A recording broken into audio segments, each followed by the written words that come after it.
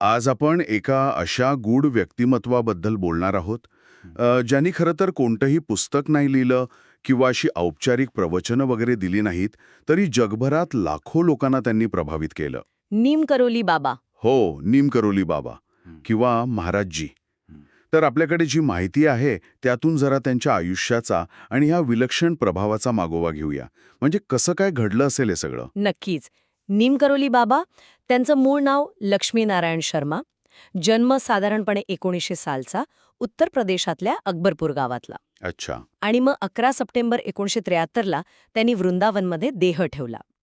त्यांना अनेक जण सिद्ध पुरुष मानतात. सिद्ध पुरुष म्हणजे नेमकं काय? म्हणजे असं मानलं जातं की त्यांच्याकडे काही अद्भुत शक्ती होत्या, जसं की लोकांच्या मनातलं ओळखणं किंवा कोणाला बरं करणं, आणि त्यांना दैवी ज्ञान होतं.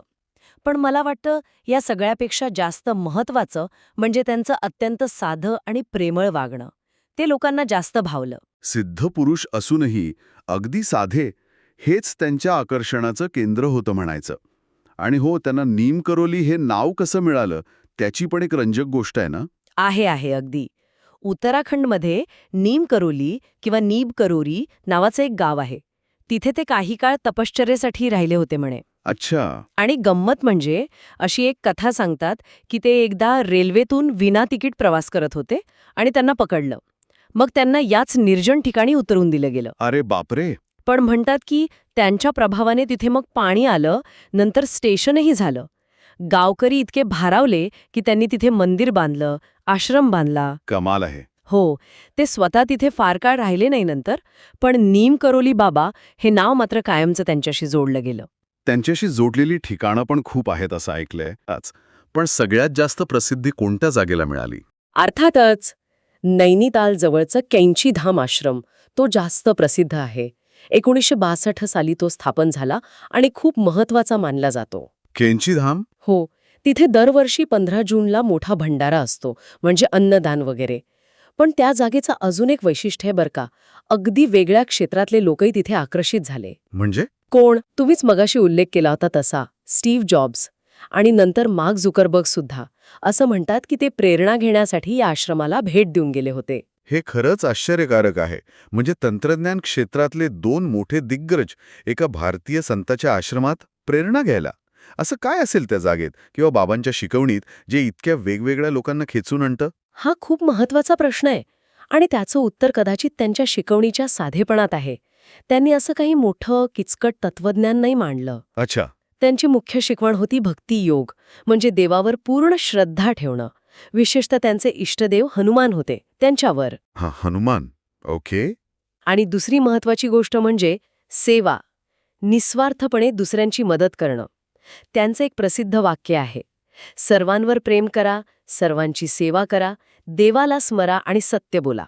हेच त्यांचं सार होतं. म्हणजे शब्दांपेक्षा कृतीतून आणि त्यांच्या नुसत्या असण्यातूनच जास्त शिकवण मिळत असेल लोकांना. अगदी. प्रत्यक्ष अनुभव खूप महत्वाचा होता त्यांच्यासाठी. त्यांनी स्वतः काही लिहिलं नाही, पण त्यांच्याबद्दल खूप लिहिलं गेलं, विशेषतः पश्चिमेकडच्या लोकांनी. हो का? कोणी लिहिलं? आणि त्यामुळेच त्यांचा प्रभाव तिकडे जास्त पसरला. म्हणजे 1960च्या दशकात काय झालं, अमेरिकेत खूप सामाजिक आणि आध्यात्मिक उलथापालथ सुरू होती. हो, तो हिप्पी काळ वगैरे. बरोबर. तेव्हा रिचर्ड ॲल्पर्ट नावाचे हार्वर्डचे एक प्राध्यापक भारतात आले आणि त्यांची भेट झाली नीम करोली बाबांशी. अच्छा, रिचर्ड ॲल्पर्ट. ते इतके प्रभावित झाले की त्यांनी आपलं नाव बदलून रामदास ठेवलं आणि मग त्यांनी बी हिअर नाव नावाचं पुस्तक लिहिलं. बी हिअर नाव हे पुस्तक खूप गाजलं होतं ना? प्रचंड. त्या काळातल्या तरुणाईमध्ये तर खूपच लोकप्रिय झालं आणि त्यातून हजारो पाश्चिमात्य लोकांना बाबांची आणि भारतीय अध्यात्माची ओळख झाली. बी हिअर नाव म्हणजे वर्तमान क्षणात जगा, ही शिकवण त्या काळातल्या लोकांना खूप भावली असेल. रामदास यांच्याशिवाय अजून कोणी प्रसिद्ध पाश्चिमात्य शिष्य आहेत का त्यांचे? हो, आहेत ना. कृष्णदास, जे आज खूप प्रसिद्ध कीर्तन गायक आहेत, जयोत्तल आहेत, लामा सूर्यदास आहेत, असे अनेक जण त्यांचे अनुयायी बनले. अरे वा. आणि या सगळ्यांनी मग आपापल्या परीने बाबांच्या शिकवणीचा प्रसार केला. अमेरिकेत आश्रम स्थापन केले, न्यू मेक्सिकोमध्ये ताओसला वगैरे. म्हणजे त्यांचा प्रभाव भारतापुरता मर्यादित नव्हता अजिबात? नाही, अजिबात नाही. आणि हे सगळं शक्य झालं कारण बाबांचा दृष्टिकोन खूप साधा, प्रेमळ आणि कोणताही भेदभाव न मानणारा होता.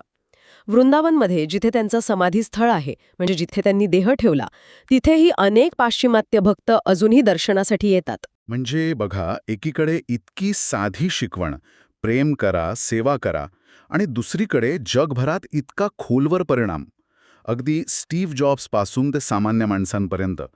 हा विरोधाभास खरंच विचार करायला लावणार आहे. बरोबर.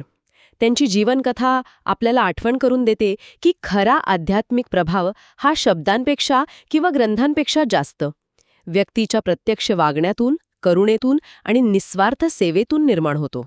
तर आजच्या या चर्चेतून नीम करोली बाबांच्या या विलक्षण व्यक्तिमत्वाची, त्यांच्या साध्या पण गहन शिकवणीची आणि भारत व पश्चिमेकडे त्यांच्या चिरस्थायी प्रभावाची एक चांगली ओळख झाली असं वाटतं. हो, नक्कीच.